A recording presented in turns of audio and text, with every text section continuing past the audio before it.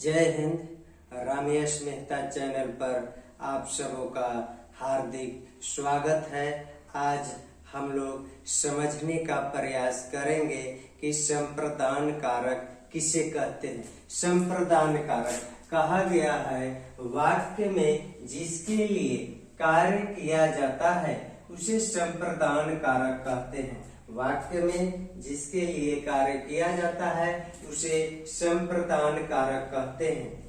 अब जैसा कि हम लोग जानते हैं कि संप्रदान कारक का कारक चिन्ह या विभक्ति या प्रसर्ग के लिए होता है, परंतु कारक चिन्ह की विभक्ति के लिए या कारक चिन्ह सिर्फ के लिए ही नहीं होता है। के लिए के साथ साथ यदि वाक्य में को आ जाए, के लिए के साथ साथ यदि वाक्य में को आ जाए, के खातिर आ जाए, के वास्ते आ जाए, के हित में आ जाए, के निमित्त आ जाए या आदर्श सम्मान की बात हो तो वह वाक्य भी संप्रदान कारक होता है।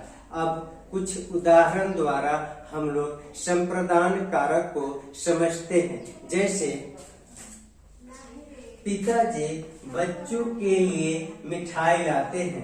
यहाँ पर कहा गया है कि वाक्य में जिसके लिए कार्य किया जाता है, यहाँ पर कार्य जो है बच्चों के लिए किया जा रहा है। पिताजी जो है बच्चों के लिए मिठाई लाते हैं, तो इसलिए यहाँ पर बच्चों जो है संप्रदान कारक हो गया।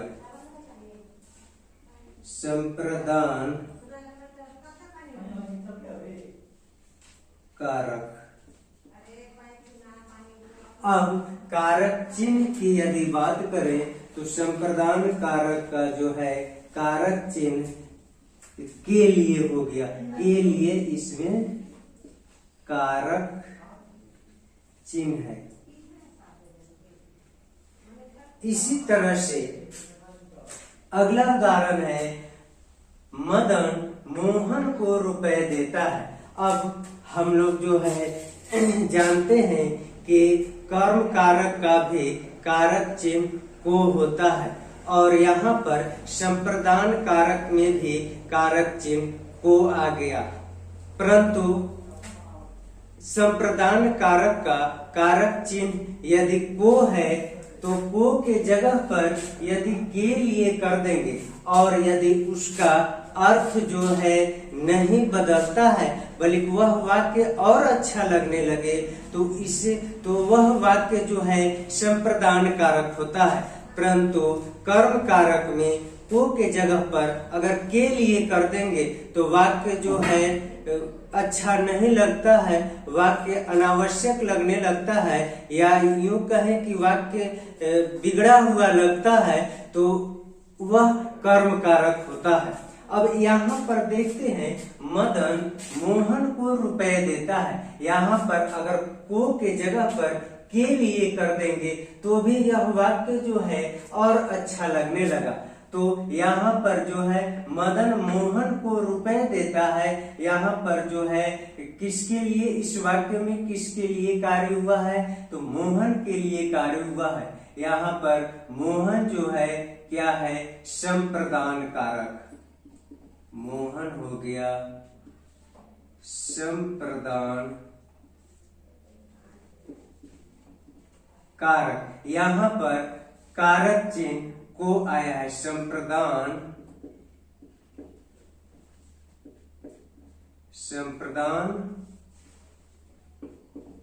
कारक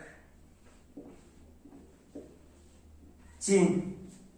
इसी तरह से अगला उदाहरण है माँ बच्चों को दूध पिलाती है। यहाँ पर कार्य जो है बच्चों के लिए किया जा रहा है। यह वाक्य जो है संप्रदान कारक है। संप्रदान कारक। इस वाक्य में बच्चों संप्रदान कारक है और कारक चिन्ह को है। को हो गया संप्रदान